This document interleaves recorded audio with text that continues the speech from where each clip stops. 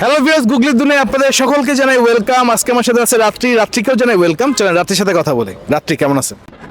আলহামদুলিল্লাহ, আপনার কি অবস্থা? আমার অবস্থাও ভালো।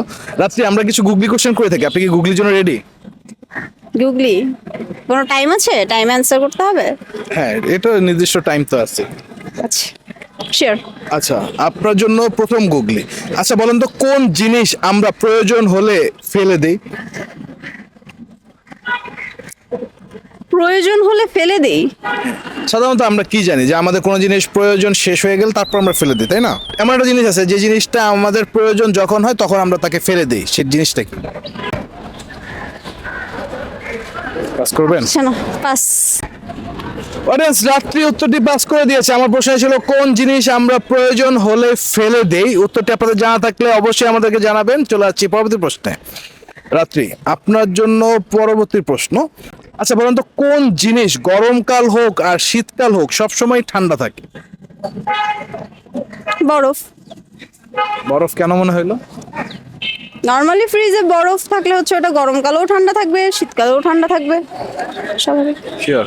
শিওর, বরফ নেব। বরফ।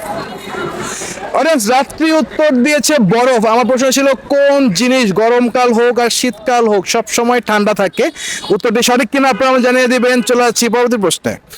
রাত্রি, আপনার জন্য পরবর্তী প্রশ্ন। করিমের বাবার 3 ছেলে। ছোট ছেলের নাম রহিম, মেজ ছেলের নাম ফাহিম, বড় ছেলের নাম কি? আবার? করিমের বাবার 3 ছেলে। ছোট ছেলের নাম রহিম, মেজ ছেলের নাম ফাহিম, বড় ছেলের নাম কি? করিম। কেন মনে হলো?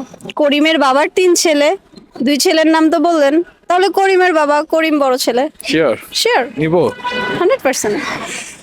অডিয়েন্স রাত্রি উত্তর দিয়েছে করিম। আমার প্রশ্ন ছিল করিমের বাবার 3 ছেলে, ছোট ছেলের নাম রহিম, মেজ ছেলের নাম ফাহিম, বড় ছেলের নাম কি? উত্তরটি সঠিক কিনা আপনারা আমাকে জানিয়ে দিবেন। রাত্রি, আপনাকে অনেক অনেক ধন্যবাদ আমাদের অনুষ্ঠানে অংশগ্রহণ করার জন্য। আপনাকে অসংখ্য ধন্যবাদ। অডিয়েন্স আপনাদেরকে অনেক অনেক ধন্যবাদ আমাদের প্রোগ্রামটি শেষ পর্যন্ত দেখার জন্য।